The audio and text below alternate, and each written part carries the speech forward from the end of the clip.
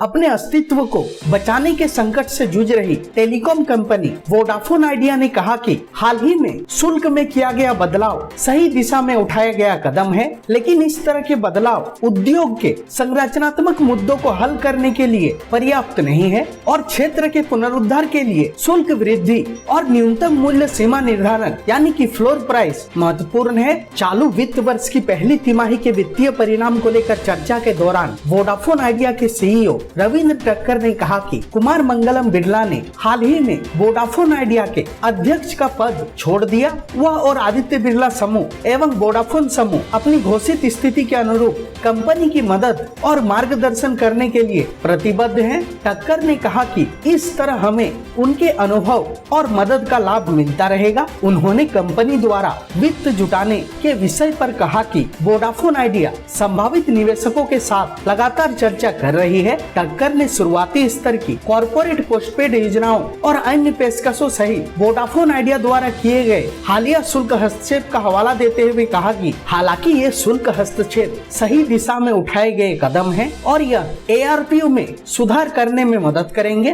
परंतु इस तरह के बदलाव उद्योग के सामने मौजूद संरचनात्मक समस्याओं का हल करने के लिहाज से पर्याप्त नहीं है। उन्होंने कहा कि वोडाफोन आइडिया कीमत की निचली स्तर सीमा के निर्धारण यानी कि फ्लोर प्राइस पर नियामक ट्राई से संपर्क में है, जो उद्योग के समग्र स्वास्थ्य में सुधार के लिए महत्वपूर्ण और जरूरी है। टक्कर ने कहा कि जैसा कि हमने बार बार उल्लेख किया है, क्षेत्र के पुनरुद्धार के लिए शुल्क वृद्धि एक महत्वपूर्ण कारक है और मूल्य निर्धारण संरचना को बदलना होगा, जहां ऑपरेटरों के पास ज्यादा उपयोग के लिए ग्राहकों से शुल्क लेने की क्षमता हो। उन्होंने साथ ही कहा कि वोडाफोन आइडिया सहित दूरसंचार ऑपरेटरों द्वारा AGR से संबंधित बकाये की गणना में कथित त्रुटियों को सुधारने की मांग से जुड़ी याचिकाओं को खारिज करने के सुप्रीम कोर्ट के कदम से कंपनी निराश है। रविंद्र टक्कर ने यह भी कहा कि यह कहने की जरूरत नहीं है कि हम फैसले से निराश थे। हमने हाल ही में उच्चतम न्यायालय में एक रिव्यू पिटीशन दाखिल की है, जिसमें साफ साफ संकेत दिया गया है कि हमारा इरादा न्यायालय के फैसले को चुनौती देने का नहीं है, बल्कि स्पष्ट त्रुटियों के कारण इसमें सुधार की मांग करना है। जानकारी के लिए बता दें कि वोडाफोन आइडिया एक म्यूजिक स्ट्रीमिंग सर्विस शुरू करने जा रही है, जो कि प्रीपेड और पोस्टपेड उपभोक्ताओं को उपलब्ध होगी।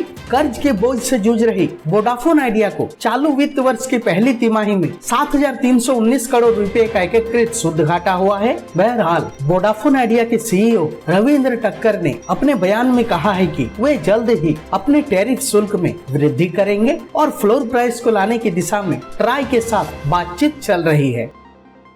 टेलीकॉम न्यूज़ की रिपोर्ट।